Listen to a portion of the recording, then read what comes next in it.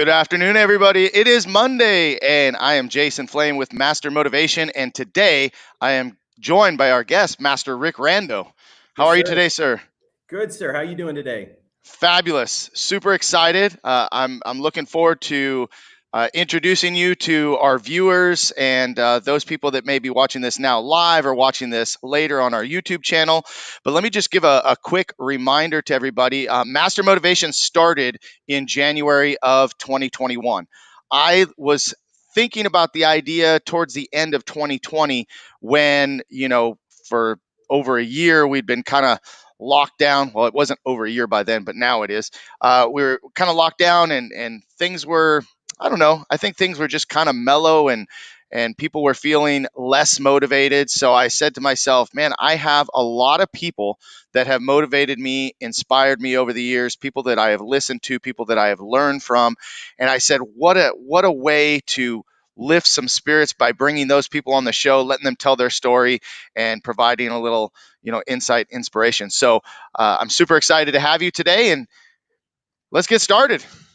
Thank you, sir. Here's the thing. You play that the clip, that 45-second intro, and I want to do something after seeing that thing. I just want to get up and I want to lift up a car or wrestle a bear. I mean, that's good stuff, man. That should motivate you. I mean, if we're already started, we're already off to a good start. So let's go. Yes, sir. Yes, sir. And I got to give a shout out to my good friend Mike Sergott, who helped me create that video.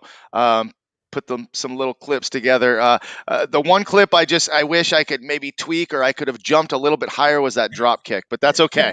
It's No, I all think good. it's good. It's higher than most anybody that's watching this video could jump. So I think you're okay. So hey, let's just start it off by introducing yourself. Tell us a little bit about your background, and then we'll dive in a little deeper. Sure. So I am 40 years old. I've been doing martial arts for 33 years. I've been a school owner for 21. The 20th year was a bit challenging. We can talk about that in a little bit. But I'm a 7th degree black belt under Grandmaster Bill Superfoot Wallace. And yeah, I have an 8,000 square foot facility in Western Maryland. I have a staff of 70 plus, student count. We're considered a mega school. And we're thriving right now. I mean, post COVID, if that's what you can call right now's time, Right. because we're still dealing with a lot of crazy. Um, we have come out. We came through the storm, and right now we're doing well. But about me, I speak all over the world, really, through randospeaks.com. I gave my first speech when I was 14 years old at the Flag Day here in my local community, and they needed a speaker. And the speaker, I guess, that they had on the schedule got sick. And I just so happened to be at the right place at the right time. And I went up and I spoke about the creation of the flag, and I talked about Betsy Ross. And of course, my mom had tears, streaming down her. My grandfather was like, "That's my boy up there." And I was addicted ever since of looking out in the audience and seeing light bulbs just bing, bing, bing. And what we do as martial artists, we get people physically healthy, but we get people mentally healthy as well. And I kind of got addicted to that. And martial arts for me is life. And just like you, we make a difference each and every day. And so when people ask what I do, I build and teach confident leaders, just like most other martial art hero instructors across the world. That's amazing. I love hearing that because that's what we need. We need more strong, confident leaders. And again, we'll kind of dive deeper. I want to go back. Let's talk about your childhood a little bit. Something that, quite honestly, I don't know anything about. So I'd like to learn more about you through this process and talk about growing up. Talk about your parents, your family. So I kind of hit the parent lottery. I like to say my mom was the original Wonder Woman. Not Linda Carter style, but basically a hero without a cape. I mean, talking about servant's heart. I mean, never missed anything that I did. And my dad, he was probably one of the most supportive guys and one of the most hardworking people I've ever known. My dad would work 3 jobs and still somehow manage to come to my basketball games. I mean, he was a guy that he never knew a stranger. And unfortunately, he passed away when I was 24 years old. And when we were in the arranging the service, the guy there, the funeral home director, said, "Listen, we're going to need to extend the hours because your dad literally was a living legend in this community." And, I thought to myself, well, what exactly does that mean? We're talking 5, 6 hours of guests stream. I mean, people were waiting 2.5 hours just to get in and pay their respects. Hmm. And so my dad was amazing. My mom is still with me. She actually works at the studio. She was a retired school teacher, 36 years. She taught little booger eaters, first graders. And now she was kind of looking for something about 15 years ago, and she tried catering, and she worked at a local restaurant. And she says, do you need some help down there? And I think that was code for, I'm bored, I would love to come and help you. And so we hired her. She works here 2 days a week. She gets things nice and organized. There's not a tote with that exists in a 12-mile radius without my mom's handwriting on it. So I'm really lucky, very blessed to have grown up in a supportive family with two amazing parents. I had a sister, and my sister actually is the reason why I started martial arts. So we talk about being a kid. Of course, when I was younger, I was in the Boy Scouts, and I played a little soccer, and my grandfather taught me how to play golf. But when I was 9 years old, my sister, who at that time was 6, she's 3 years younger than me, she saw something on TV and she wanted to join martial arts. And Hmm. of course, my mom called around and got to the studio. And of course, we came in for the very first lesson. And I said, well, I'm not doing that. I play basketball. I play soccer. I do other things. I'm not doing martial arts. I'm not floating around in pajamas and watching people, hiya, hiya, whatever. I don't do that. So I'm sitting on the side, and I watched class, I guess, for about 2 weeks. And my 6-year-old was out there, and she would, sister, she was doing great. And then all of a sudden, we were going somewhere. It was a Sunday afternoon, and we were going somewhere, and my sister yells, "Shotgun." Now, at that time, young people, you could ride anywhere you wanted in the car. Okay. Right. Like Jason and I can probably tell you that we rode in on the floor, in the back windowsill, waving to In the people. back of the truck. Yeah, right. Yeah, standing up, right. So back then, you could go pretty much anywhere you wanted. She yelled shotgun at 6 years old, and I was like, "Shotgun! I'm your older brother. I get the front seat." And she goes, "Yeah," like that. And I went, "Whoa, wait a minute here." So the story goes, the legend goes of me is that I started martial arts for self defense against my 6-year-old sister. Because if I didn't learn what she was learning, she'd be able to kick my butt all over the place. And I don't think anyone wants their younger sister as a kid to be able to hurt them, especially every time they want to ride in the front seat. So my sister eventually did martial arts too. Eventually she got her black belt a couple years after I did. I got my black belt in 1992, again in Western Maryland, a derivative of a Junri style. So we kick a lot here at my martial Mhm. arts studio, which is becoming harder the older I get, by the way. Right. Uh, Right. so that's sort of youth. I trained for 12 years before my instructor. He came to me and he said, "Listen, I want you to take over the business." And it was a really cool moment because there were a lot of other black belts. In fact, some that we were hired that were even higher ranking belts than me. And he saw something in me that I guess I didn't really see in myself. And it's a really cool moment when you look back and you see how Hmm. sort of, sorry, I don't mean to get religious, but God's plan sort of comes into fruition, that this is what you were called to do. And so when people ask me, what is it that you do? Are you the karate guy? I said, no, I build leaders. Like I build confident leaders for life that are going to go out and make a difference in the world, that are going to change things no matter where they go, with their smile, with their actions, with their servant's heart. That's kind of what we do. And it was all started back when my sister went to a random private lesson with an instructor that I had never heard of in a sport that I had no aspirations in playing and doing. So you just kind of never know. You never know when that door opens. But we also have to be ready to walk through. I took over in 2000, and back then we had 55 students, and my instructor had been slowly weaning himself off 3 years earlier. So in 1997 to 2000, he basically lived about 45 minutes away from the studio, and he'd come in like 3 times a week, and then a couple months later he'd come in 2 times a week, and about a Hmm. year later he was just coming in once a week, and then he was just doing the testing. And basically what he was doing is he was weeding out the ones that were his true followers and that were really committed to the mission. So when I took over, we didn't have all the students leave.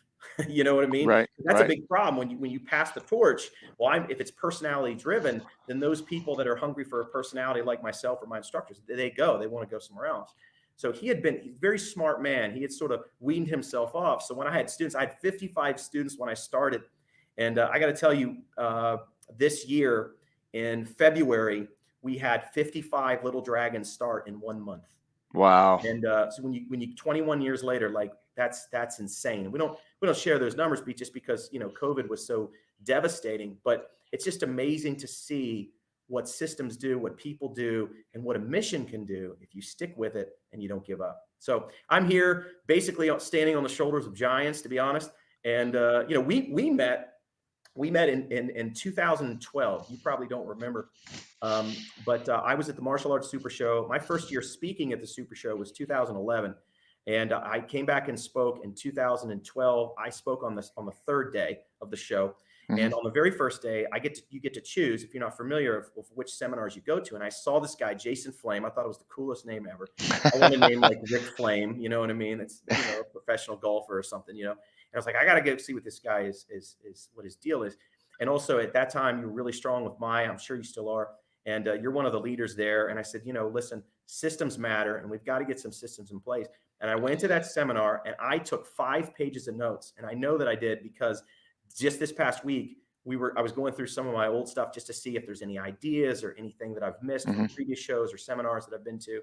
And boom, there's your name, pops up. And the crazy thing is that we don't call our 5-week intro class the intro class anymore. We call it the intro graduation. And the reason for that is because of Master Flame. We have plans to go ahead and start giving awards at our black belt test for parents. The reason for that is because of Master Flame. Our profit centers, from retention to special events to testing to, you go down the line. The reason for that it's split up into those categories is from Master Flame. So the coolest part is not only if you're watching, you not only have this great intro, okay, where you want to get up and you want to do something, run a marathon. I mean, you want to lift something heavy, but also if you just stick around long enough and you're around motivated and inspired and knowledgeable people, something's going to stick. Okay. And you are going to grow, you are going to bloom. And look, talk about childhood. That's why I'm here. But also as adulthood, I just appreciate you continuing to share your wisdom with the masses on this platform and many others. So. Well, thank you for that. And thank you for reminding me of that because, again, candidly, I had no idea that I had that kind of impact specifically on you. I had been involved with Maya for a number of years and kind of moving on and doing other ventures here in our community, which is something that I focus heavily on now. Um, I really did enjoy speaking at the super shows and getting to know people like yourself. Like you said, you surround yourself with those leaders in not only the industry but in your community, and you become one of those leaders. And those things absolutely do stick. I mean, there are so many things that just those little nuggets that you take from one presentation or one class. And I think that that's what makes us effective leaders, is that we are always open to learning and open to, if I go train, all I need is one thing. All I need is One. one thing. I get that one thing and I'm satisfied for that training session or for that presentation. And so again, I'm super happy that you took something from that and that it continues to help. And I'm super excited to continue talking about your story, because I think that people that hear your story and how you went from 55 students to now signing up 55 little dragons in 1 month, whether you're a martial arts school owner or not, you can appreciate that kind of transformation and that kind of growth. So your story started with your sister, right? Your sister took martial arts, and you wanted to ride shotgun. So if you're going to ride shotgun, you got to be able to not get your butt kicked by your little sister, right? True. So tell us a little bit more about early years of training in martial arts. And we kind of, it sounds like we were in the same time frame, and far before us, I know that there was much more of an old school mentality. But even in the mid 80s to early 90s, martial arts was very different than what you see and what is presented on the mat now. So talk about your early years of martial arts, some of your experience there. Yeah. So, if you're young, you cannot relate to anything I'm about to tell you, but I want you to go ahead and suck it in, because it's there's some nuggets here. And again, going back to what you just said, most people want the silver bullet, man. Most people want to go to a seminar and have their life changed like that immediately, right? It doesn't Right. work like that, okay? Because you didn't get overweight overnight, right? You didn't lose all your money overnight gambling. You didn't get into the problem, you know. So when I was a student, you know, there were hardly any kids in the program. It was all adults, and it was all adults that wanted to be Bruce Lee. Well, Bruce Lee is basically, you know, Jeet Kune Do, okay, right? And we're Taekwondo. So when people would come in, they would be confused because we're not going whoa, we're not running up walls, and you know, even our gis and uniforms were different. It's like this doesn't make sense. But you know, all right, I'm here. I'll just take the class. Classes for me were 3 hours as a kid. So it was 7 to 10, 10 o'clock. I remember being 9, staying up till 10 on school nights, but that's what it was. 3 hours. And there were no kids because kids just couldn't, you just can't last 3 hours. Imagine taking a 3 hour, you know, gym class. I mean, there's just no way. And specific one thing comes to mind. You know, I remember. Thanks, Kevin. I appreciate it. I see that, Master Rando. You the man. I appreciate that, Kevin. Kevin's awesome, by the way. Oh yeah. Yeah. Anyway, you know, I was taking this class and I wasn't paying attention, you know, as you know, kids do, because it's a 3 hour class. And, you know, I was a little bit of a squirrely kid anyway. My instructor calls me over and he says, hey, he goes, go hit the sand. And I said, I was probably a gold belt or an orange belt. I said, what's go hit the sand? He goes, go hit the sand. And I'm looking around and that's it. He went back to teaching the class. It was one instructor and it was like, you know, 25 people in the class. He said, hit the sand. What is he talking about? So I'm looking around the room, and in the corner, there's this wooden like basket of sand. Mm. And so I walked over and I'm like, what am I supposed to do? Hit the sand. And of course, my mom, you know, she's looking at me like, you better do what he says. You know what I mean? Because back then it wasn't, well, my kid's he doesn't do that behavior at home. I don't understand why he's picking his nose all the time, right? So back then the parent sides with, you know, with authority, and you're about to get your butt whooped, right? So go hit the sand. So I go in the corner, and he finally comes over because I'm just standing there. I don't really know what to do. And he goes, punch the sand until your knuckles bleed. So I start punching the sand. Of course, I don't even know what to do. I'm hitting it really light at first. You know, I'm thinking, well, maybe if I just do it for a little while, he'll get bored or something like that. I must have punched the sand, I don't know, maybe about 4 or 5 minutes, because it's not going to take long for a kid's knuckles to bleed punching the sand. It's just not. So all of a sudden now I've got sand and blood and all this stuff in my hands. And he calls me back over. He said, do you feel how the sand is irritating your skin? And I said, yes, sir. He goes, that's what you're doing in my class. You're irritating my class. Every time you don't listen, you're going to punch the sand. I said, yes, sir. Yes, sir. Of course, I look back at my mom. I'm like, Mom, help me out here. You know, like, I think this is like child torture or something. My mom's like, yeah, punch a sand. We're going to do that at home, you know, if that works. But You know, that's different, right? Old school, right? yeah. Well, so it's interesting how you bring that up, and that I can always remember the meme or like the newspaper clipping. There's not newspaper anymore, really, but where you've got on one side, you've got the parent, you know, pointing the finger at the child because the kid's report card is not what it should be, right? Yeah. And then on the other side, talk about present day, you have the parents pointing at the teacher. Right. And blaming them. So it's just definitely a big shift. And Kevin wants permission to use that, by the way. Sure. Use Yeah, the punch the sand, right? Kevin. Trademark Yeah. that. That's awesome. That's awesome. Yeah. So talk a little bit more about those early years training. You had an interesting experience. You said that at some point the instructor wanted to turn over that school to you. So how did you get your foothold into teaching, first of all? Sure. So back then, you know, as you know, well, let me back up. So right now, I did a, like sort of a study the last time I spoke at the Super Show about 2 years ago, and I asked some of the best martial arts studios all across the country. I said, "What's your retention rate at black belt level?" So when somebody gets their black belt, you know, on January 1st, what's the likelihood that they're going to still be there on December 31st of that year? Mm-hmm. And the best number that I could find, you know, averaging all out, was 10%. Okay, Wow. so 10% of black belts, new black belts, only 10 are going to be there a year later. Okay. So when you got your black belt in the 80s and 90s, what did you do? You went right from teaching, and the very next day, okay, you got the class on Tuesday. You know what I mean? Mm-hmm. Which is like the worst way, the worst thing in the world you can do, because that person, they might be a very skilled person, but they don't know how to teach. That's sort of why Maya and NAPMA and some of these organizations even exist anyway, is to teach martial artists how to actually run a business, Mm-hmm. because I've met some amazing martial artists in my life, similar to you. And I met a guy one time that could take his thumb and stick it through a coconut. Like his fingers were that, but he couldn't balance a checkbook, and he was never on time for class. So there's this amazing human that can do amazing human things, superhero things, but he doesn't have the systems or even just the just general business acumen to take his skill and teach it onward and leave a legacy.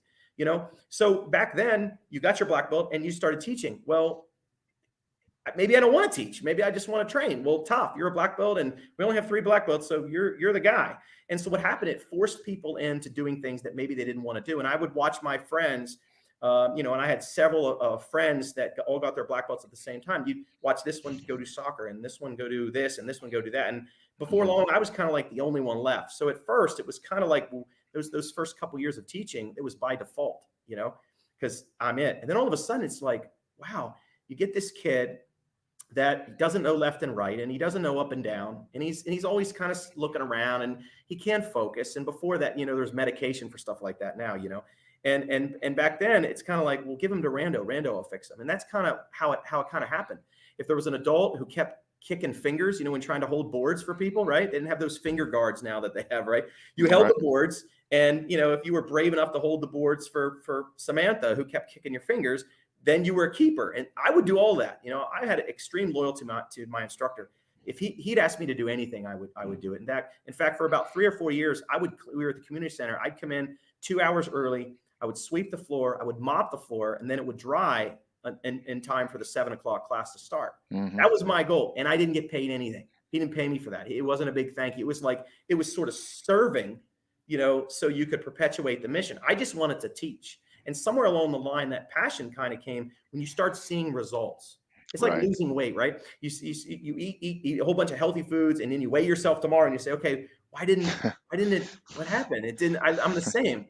And all of a sudden, now, don't weigh yourself tomorrow. Just keep doing that, and weigh yourself in a week and see if it happens, and weigh yourself in a month and see what happens. But Right. people, again, they want that quick fix. We're in a society of now. I want my groceries now, my Amazon Prime now. I want my button so I could watch the movie now. And martial arts teaches you that delayed gratification. And so when I was younger, my instructor kept grooming me. All of a sudden now I was ordering the belts, and I was setting the test dates. And he'd say, well, what do you think about this curriculum here at black belt level? And if there was a problem student, he would always send me first. If I couldn't handle it, I would go ahead and then refer him. And again, what he was doing is he was stretching me as a rubber band, because he knew that I was the guy. I guess I don't know when he decided. He never really told me, because there were a lot of us there at the same time. And he had decided that it was going to be me that would take over and continue his legacy. And when I took over, the first thing my mom said is, "Are you going to change the name of the studio?" And I said, absolutely not. He's like, well, why? It's your studio now. I said, because there's a legacy there. There's an important key component that it's name recognition, it's brand recognition in this area. And that's something my instructor forged and should be honored in that way. I'll never change the name, even though it's Kickmasters Karate and we do Taekwondo. And people ask all the time, well, it's karate. It's different than Taekwondo. I'm like, yeah, but in the late 80s when it was created, people didn't know the difference. Right. UFC really taught people the different type of arts and how you have to be sort of versed in everything. So I think it's important to really, when I say standing on giants, a lot of people, they just don't have that respect for what came in front of them, and it's not their fault. It's the society we live in, but it's our job as leaders is to teach them. This is why we bow. This is why we turn around to adjust our uniform. This is why you have to wait 2 years before you can advance in rank. This is why that she sits on this side of the table and with that fancy uniform on, because she's been a black belt for 25 years. And, there's not many people that own that respect, even though she can only kick chest high. So I think it's important, man. You gotta go ahead and yeah, true. Thank you, Mark. I appreciate that. You've got to make sure that you stand on those giants, but also then give them that due diligence. And it's just one thing that I can encourage anyone out there. And, so far I haven't really said anything negative about anybody. Value those relationships with your parents. Even though they were bad, they still taught you a lesson. Make sure that you motivate yourself to be bigger than you are and to be better than you were yesterday. And also, don't settle for where you are. Most people that settle, that's when they die. I saw that with my grandfather at 90. Once he stopped going places, once he stopped bowling, once he stopped playing golf at 90 some years old, that's when he sort of retired and hung up his keys and hung up his coat and said, it's time for me to move on. So as long as you're moving and aspire to be bigger and better, and also share the wealth, of knowledge and your talent and your time. Share, because that's the only way you're really truly going to make a difference. I agree. I agree 100%. And I appreciate all of that, everything. And that's one of my instructors, Mark Cox, who's watching right now, who had his podcast this morning, Real Talk with Mark Cox. Check it out, guys. And I love it. I love that we're all kind of like, like you said, sharing. That's what this show is about: sharing sharing your story, sharing our history, sharing our past. Something that you brought up that I think is probably pretty common. You've heard it a lot. I know Mr. Cox and I share this. Kevin could attest to it, that we were kind of thrown into this role of teaching, but we taught for free. We cleaned the school because of the pride we had for that school. What is it in us, in your opinion, what is it in us that kind of put us in that situation, so to speak? So, I mean, I find that so common with martial artists, that they had this very humble beginning. A lot of us couldn't pay for martial arts. I know I couldn't. My parents couldn't afford martial arts, so we traded. I cleaned the school, did all this stuff. What is it in us that brought that out? What is it in you that brought that characteristic out? Well, I can give you I would give you his name, but maybe I should change it. I'll just call him Nick. Okay. So for me, in 1993, his name was Nick. I'll make up another last name, Johnson. Okay. Because I know his name and it's seared in my soul. It was Nick Johnson. And every time that we would split into groups, there were 4 black belts at the time. We were junior black belts. My instructor would run the class. And back then, classes were 3 hours, but they were all the belts all at once. So there were no beginners, intermediate. I mean, everybody just came. So once you did the warm up, if you were still around after 45 minutes, right, then we split up into small groups, and then you get the curriculum that you needed. And I'm telling you what, I would always have to go with Nick. Always. Oh my gosh, every class. In fact, I would trade some of the black belts. I'm like, listen, man, I will take you to McDonald's when we're done if you can trade me Nick. I just want to work with anybody else but Nick. And Nick was horrible. I mean, Nick, it's a wonder why he could even breathe. Somehow he was there. I don't know how he even made it in the door. Poor Nick. He just was set up, for a long life in front of him.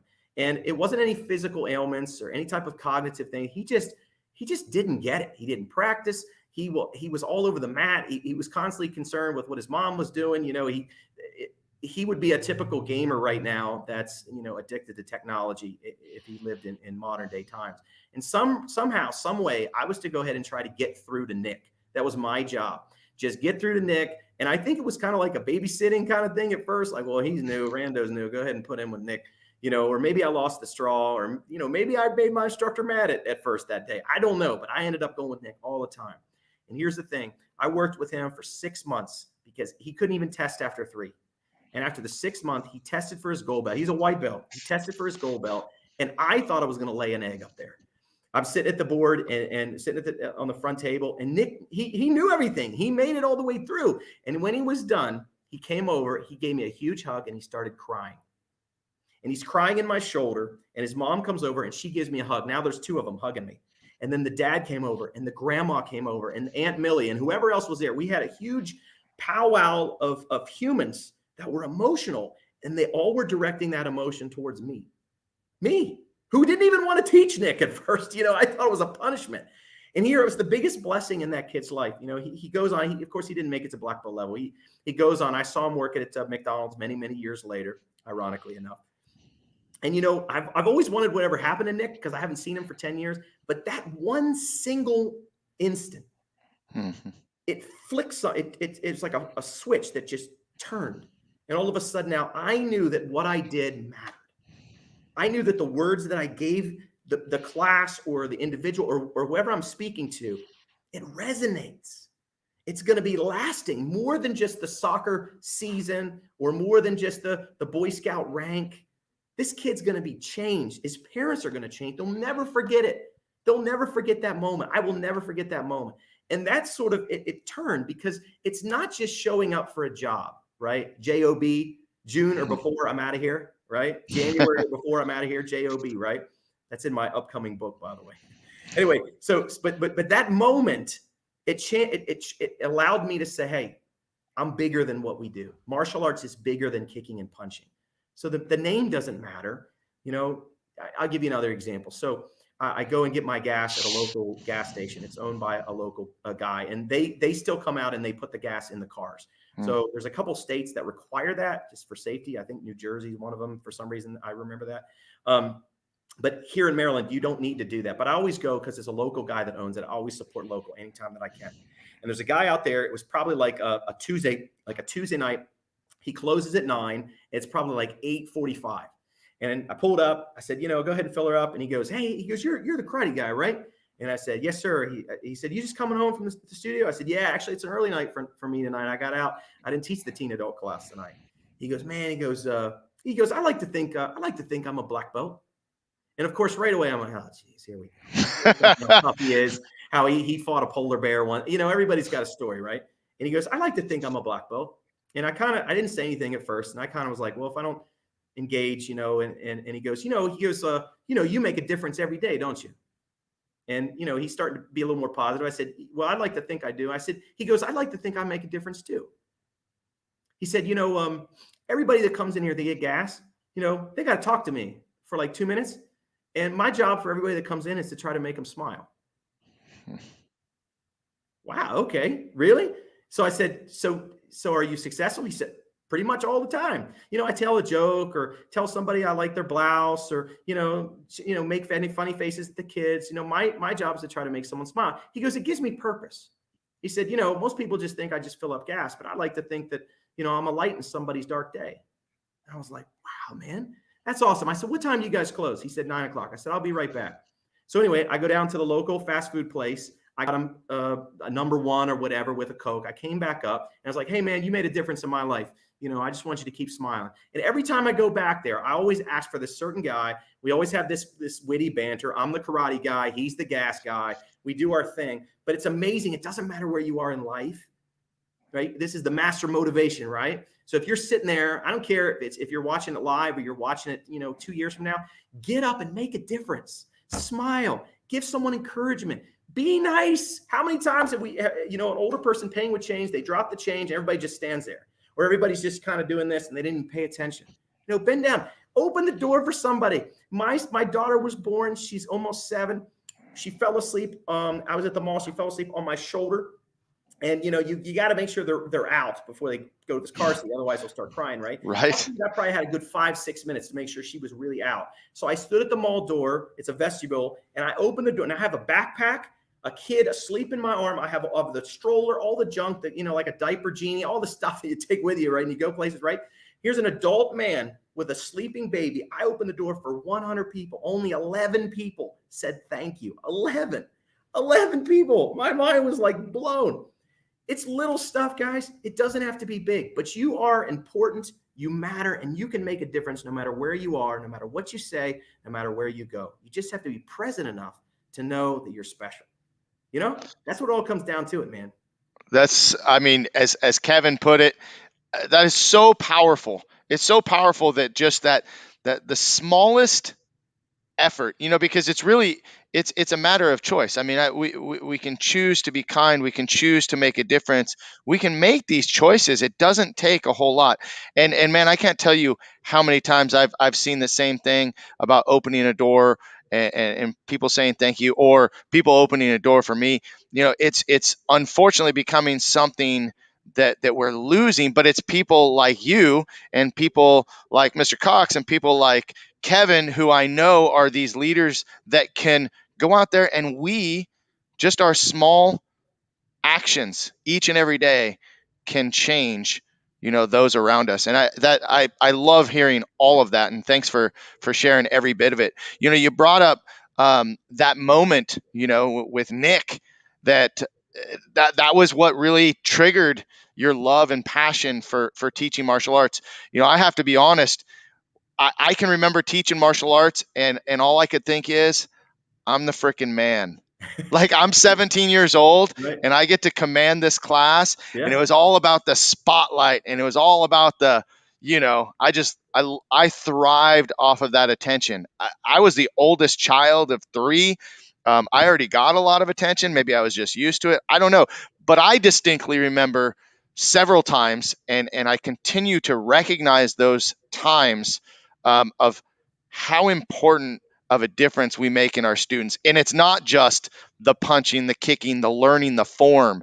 I'm proud to say that one of my students who never even earned his black belt, but one of his brothers is an instructor here at our school. Just signed, been playing baseball his whole life. Just got signed with the Los Angeles Angels. I was super That's stoked, awesome. and what made it feel good was that his mom said, the things that he learned in martial arts, the Mhm. determination that he learned in martial arts. And I get messages from time to time from black belts, man, that I haven't heard from in years, but tell me they just got a job promotion. They just, they have a family and they look back. I mean, I'm getting goosebumps just remembering those moments because, like you said, I mean, it's just those things make such a difference. 100%. Long term too. Not like they feel good today and they forget it tomorrow, but something Mhm. that like literally changes their life. So you start teaching martial arts and taking over and learning the business. What were some of your struggles learning the business? Because teaching good martial arts and running a good business, totally different skill sets. Well, first things first, there were no systems. Right. We had zero systems, zero. My first introductory class that my instructor let me teach, it was in 1999. Intro class back then was a 5-week class designed to introduce martial arts to people that have never done it before. Back then, we taught ages, I think it was 5 to 12, all in the same class, which we know now is a huge mistake. But I was just kind of doing what he did because I didn't know any better. There was no internet back then. Mm, There was no mastermind groups. There were no, things that you can consult, no magazines that you can even read, nobody to call. My information was all that I had was what he had. In my very first intro class, I did it all, man. I did flyers. I put it on the theater marquee. It said, beginning class, and this is the day. I took an ad out in the newspaper. I had a friend of mine that distributed the flyers in the school. So we had nine schools that all got the flyer. We had 63 people show up to that intro class. 63. Okay. Our mm, studio, as big as it was in the 50s. So we had 63 new people. Okay. Right. So they all show up. We didn't even know how to even get the papers to them or to collect the money, or there was no systems whatsoever. My instructor had no idea that it was going to be that big when you put a little hustle behind the muscle, kind of thing. But of course, when you're young, you're willing to do pretty much anything that's legally and morally ethical to get people in there. Plus, I wanted to kind of impress him a little bit. He's given me the leash and he's extending a little bit, and I want to say, hey, I can do this. Let me take the reins. The problem was that the biggest my one of my biggest setbacks that I've ever had in my professional career was out of those 63 people, only one person made it to black belt level. Now, that's about what our average is anyway. Only 3% of our students actually make it to black belt level, right? But so out of that group, there was a very small number that actually made it to black belt level. But out of that 63, half were gone within the first 2 months, and the other half, the other fourth, were gone within the first 6 months. So there were no systems in place to keep those people engaged. There were no phone calls. There was no emails. There was no one-on-one training. I mean, it was just kind of like we all show up and we're kind of hoping people quit because we want the class to be smaller. We fit everybody in here, right? And that's the that's the exact opposite of what we want to do. We want to grow. We want to expand. So I feel like that sphere of influence that could have been the launching point for something even bigger so earlier, it dissipated because of no systems. So the biggest thing was systems. I remember my instructor would kind of be like, okay, I think it's going to be time for a test. Like, yeah, it's been 5 months, so we test after 3. We should do that. But it wasn't, and that's not a knock on him. It just was. There were nothing in place to say, okay, we test in February, we test in May, we test in August, we test in November. That's what we do now, and it's like clockwork. Even during COVID, we did that. It's like we're not changing that. because that system works. We found that that system works. So the biggest thing, the biggest disadvantage I found is that there were no systems. And also it was all trial and error back then because there was nobody to ask. I couldn't call up Jason Flame or Brandon Beliso or some of these other just, mega owners that have their stuff together and say, hey, how do you guys do it?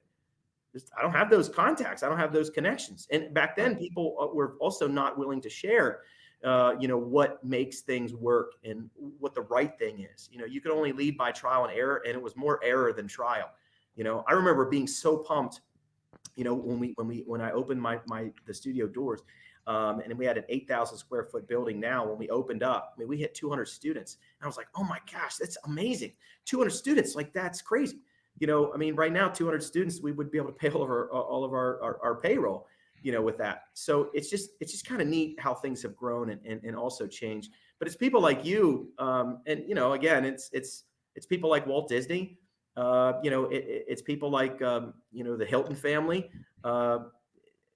Take out a couple daughters, but you know what I mean. Like there's some people that really pave the way for amazing systems to put in place to really create a thriving business. I went to the Disney Institute in 2010, and it was just before my son was born. So I went to Disney by myself. I live in Maryland. I went to Disney World, which is in Florida, and it's they're basically their school for excellence, and they have a bunch of different programs set up. In fact, they have it right now where you could do it online. It's all virtual, which will save you a lot of money because of travel.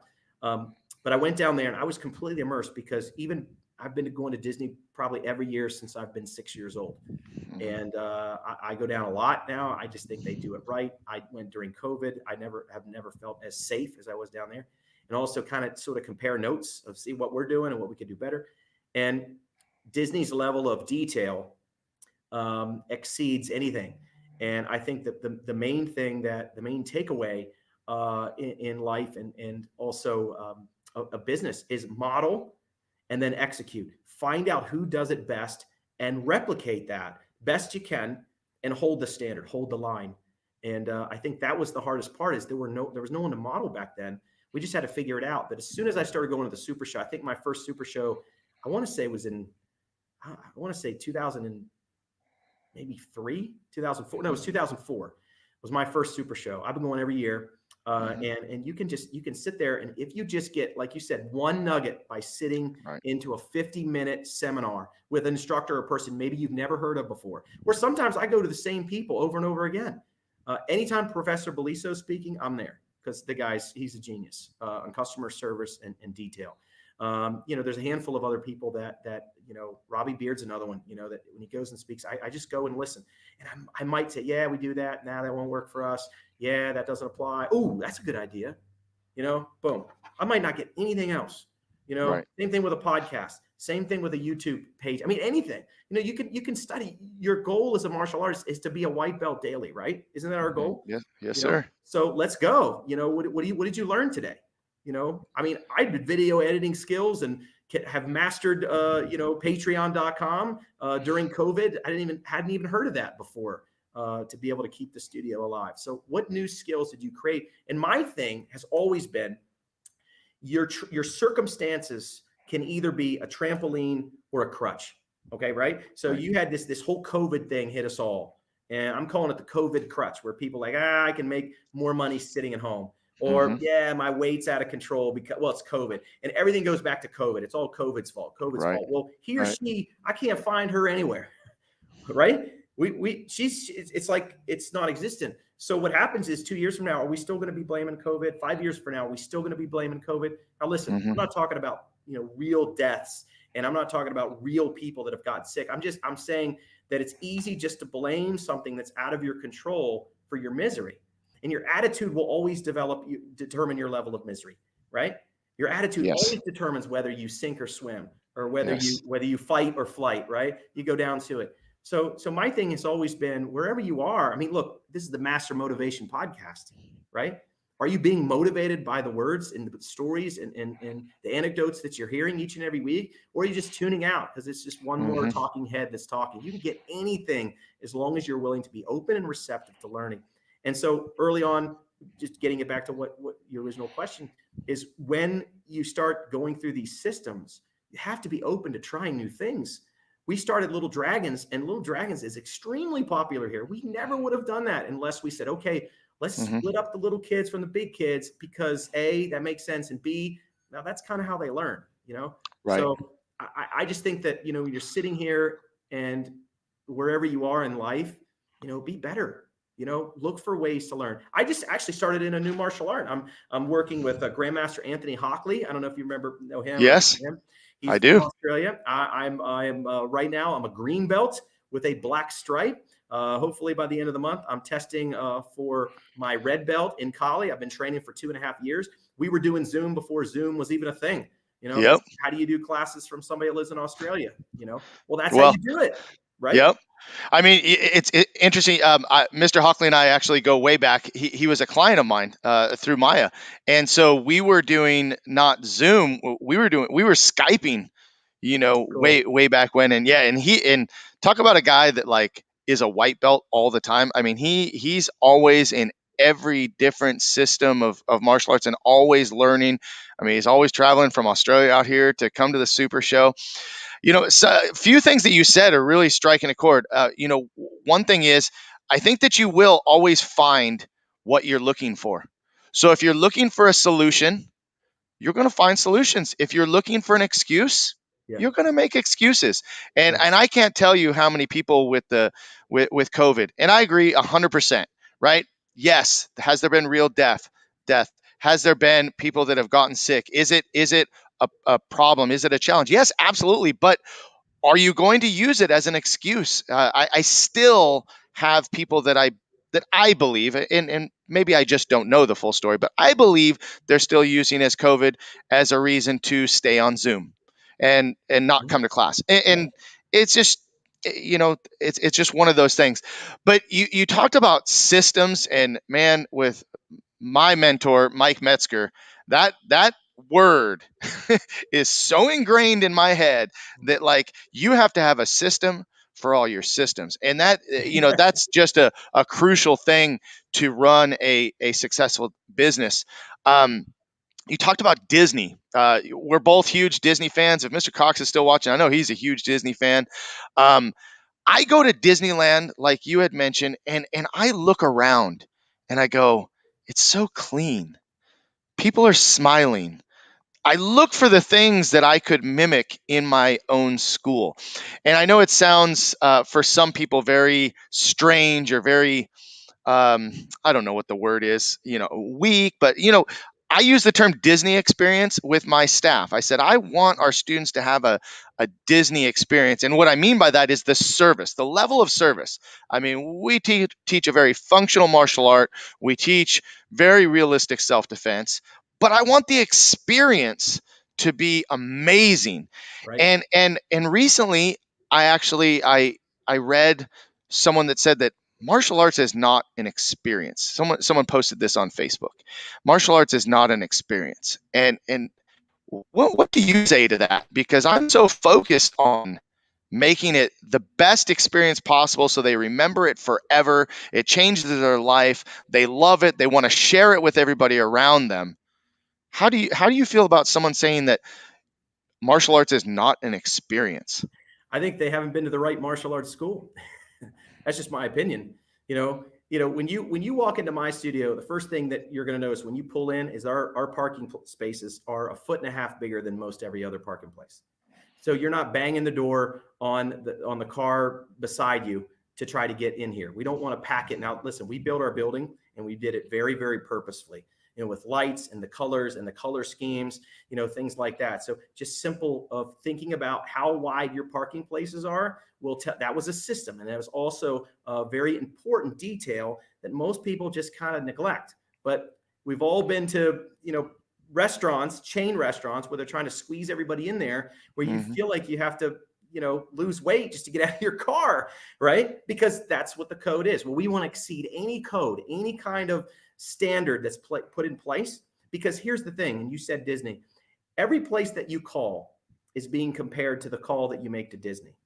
Okay. Every parking lot you go to is being compared to the one that you did at Disney. Every time you greet somebody, when they greet you, when you come in, it's being compared to the best place you've ever been, which in my opinion is Disney. It's the best experience. It's the cleanest. It smells the nicest. People are the most friendly. So every time somebody goes to Disney and then they go to the local hardware store, or they go to the local, or they call, I don't know, Amazon, you're comparing it subconsciously to the best experience you've ever had. So if it doesn't measure up, of course it's not going to be a Disney experience. Well, why can't it be? Why can't the parking lots be spacious? Why can't it be well lit? Why can't somebody greet you when you walk in? Why can't, when somebody needs a calendar, you go get it for them instead of, yeah, they're over there on the table? Why can't Mm-hmm. we end class with a birthday song? Or why can't we, when they come in, it smells clean, it smells Mm-hmm. fresh, the lighting's good, the parents interact, engage, everybody's smiling, people are walking around. Like, one of the things we do that's really simple, every class, the head instructor walks around and asks each family that's sitting there, hey, is there any way we can serve you today? Anything we can do for you? That's a simple thing. It takes Mm-hmm. 20 minutes. We interact with each person, also squashes gossip. There's all kinds of things that it does, but it takes the experience, and yes, it is an experience, to the next level. You come, look, if you're out there and you're not sure, and you said that or you believe that, you call me, you come to my studio, maybe even unannounced if you want, and see the kind of experience that you can actually get when people do it right. And there's a reason that we survived COVID. There's a reason that we're thriving right now as a business. It's because we had it, and a lot of other places didn't. And Right. you can't just show up for class and there's a note that's handwritten on the door that says, hey, somebody's sick and there's no instructor and you got to come back tomorrow. No, that's not an experience. You don't go to Disney World and they close on Tuesday because the ride's down or they didn't have enough people to work. You figure it out. And let me just tell you this, Master Jason Flame, right? Master motivation, right? I want you to put this in your crawl. Winners work. Winners work. Winners win because winners work. Find a way to be better. How do you be better? Smells. Just start with the smell. There's a great company called Scent Air. Write it down if you're a martial arts school. It'll change your world. It's called Scent Air. Okay. It's the same technology. Yes, Disney uses it. Same technology. That smell of popcorn when you walk in, most of it's an artificial smell. It's created by the company called Scent Air. So we found that out through some research, and now we have that technology here. Now, listen, when you walk in, it doesn't smell like popcorn here, but it smells like eucalyptus mint. And studies show that eucalyptus mint is not only a pleasant smell, but also it reminds people that it's clean. You also could have fresh linen. We've tried that before, but it kind of was too fake. That eucalyptus mint is good stuff. And in case you didn't know, um, smells are the strongest link between where you are now and memories. So why wouldn't your studio smell good? That's a simple thing. Why isn't it well lit? Why isn't it clean? Well, I don't have time to clean. Pay somebody, right? Our cleaning crew was coming 3-4 times a week. Even during COVID, we took care of those people. The cleaning crew that came in, they didn't clean once during 3 months. They still got paid. We still took care of those people, and they'll never leave us, right? Loyalty, there's a price for that. There's a cost for that. There's a servant loyalty that you've got to have to your customers and really create something special. Why aren't there people at the door, saying goodbye to each student? Why are you fist bumping or elbow bumping or whatever you're doing right now post COVID, right? Why aren't you calling people on their birthday? I mean, how many students you have? Even if you have 365 students, that's only one phone call a day that you could call somebody and say, hey, it's Master Jason Flame, just want to call and wish you a happy birthday. Why can't you do that? Because the grocery store didn't call. The Sprint television or telephone store didn't call. Chuck E. Cheese didn't call. Only when you call them and set something up. The studio calls because they care. And you find some place that cares, you'll never leave. It's really hard to leave a place that where you feel like family. That's what you do to your family, right? So the I experience agree. starts with how much you care, and it'll always end with what kind of legacy and what kind of difference do you want to make. If you're just teaching kicks and punches, of course, it's not going to be an experience, right? They'll forget you in a month. They'll forget you in 5 years. Yeah, I did karate once. I don't even. What was your instructor's name? I don't remember. Right, right. I got All, people who all are in, 30 years old that know who I am, and yeah, I just have more facial hair and less top hair. That's all. Make a it's all in difference. the details. All in Details the matter. details. Yeah, I love it. absolutely. Hey, we got about 5 minutes left, if that, and I want to make sure that I get a chance to talk about Rando Speaks. How did that start for you? I know you said your very first speaking engagement was at 14 years old. When did you decide to make it something that you were going to take on the road? Were you going to go and become a speaker? Well, it's kind of a natural. Um, sort of evolution between, motivating and teaching on the floor to then taking these same principles, these same core principles that we have as martial artists, integrity and honor and service, and taking this out to the masses.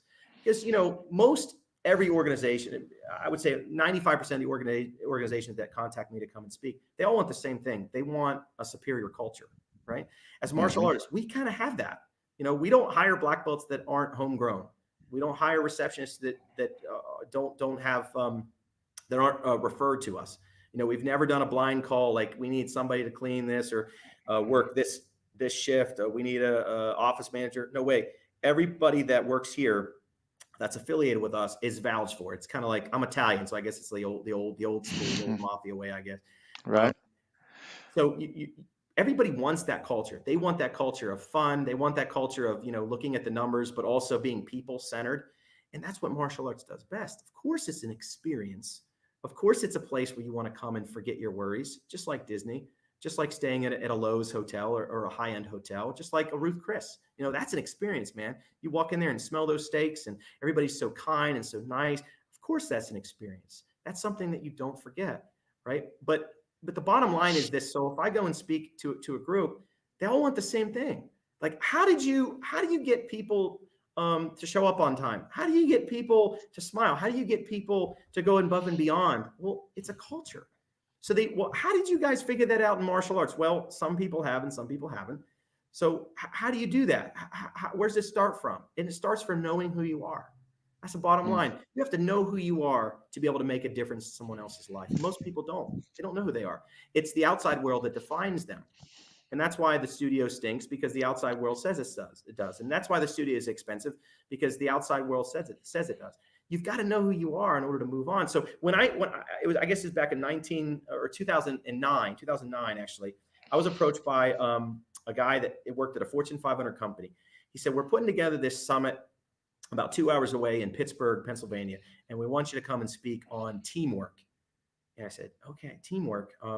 I'd never sort of spoke corporately like that, especially for a Fortune 500 company right out of the gate, Hmm. And I'm like, how did you why me? Kind of thing. Like, why me? Because man, your team. And he said it back then. He said, this is like the Disney dojo. It's like, what? It's like, yeah, your studio is like Disney World of dojos. Like, wow, really? Yeah, look at all the detail. Look at the trim and the photos, and everything is branded, and just everything, right? We want that for our summit. I'm like, okay, well, we do have good teams. So now it's kind of like, okay, what's teamwork mean, and how do we put this together, and that kind of thing. Hmm. I went and spoke, and I actually took my demo team with me. So I integrated them in several spots during the performance, and just so happened we had a couple other uh, parents of demo team members are like, man, you should come and speak here. Man, that was great. You should come and speak here. And all of a sudden, this thing kind of took off. One speaking engagement turned into, I think when I do the spider web back, it turned into 32 other speaking engagements just from one. And I spoke in that Fortune 500 company. It's called NiSource. It's like the second largest natural gas provider in the world. I spoke with that company 12 times all over Wow. the place, just from that Wow. one. And I had no idea. I had no idea that this could be. I know I was a good speaker, but I had no idea that it could be this big, I guess. So I have a book coming out at the end of the year, which is super exciting. And that's been quite the process. It's taken me about 6 years to put it all together. It is a leadership book. I've already started another one. I've got a kid's book in the works and all kinds of things, just because, again, I got to be a white belt at something. And yeah, just like you, starting the podcast, trying to make a difference.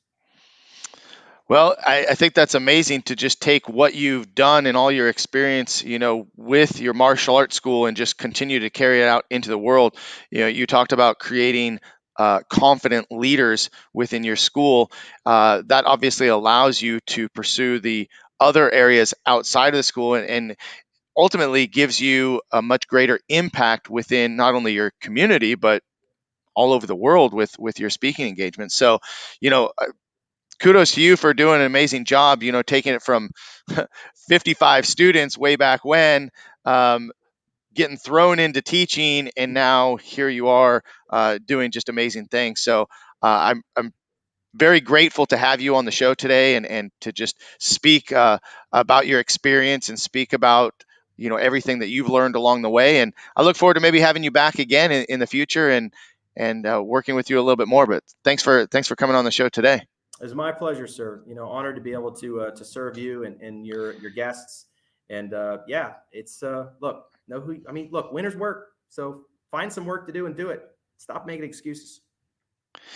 And you're not a Facebook guy, but I know you're on Instagram, Rando Speaks, and then you're on LinkedIn, and Yeah. you're go ahead, No, give a no, couple shout out for where they can find you. yeah, Rando Speaks on Facebook. If you search it, you can find it. Rando Speaks on Instagram, LinkedIn. I'll be honest, I really have trouble with social media, and it's just because I'm so present in what I do. It's really hard for me to say, hold on a second, let me go get my phone and record it.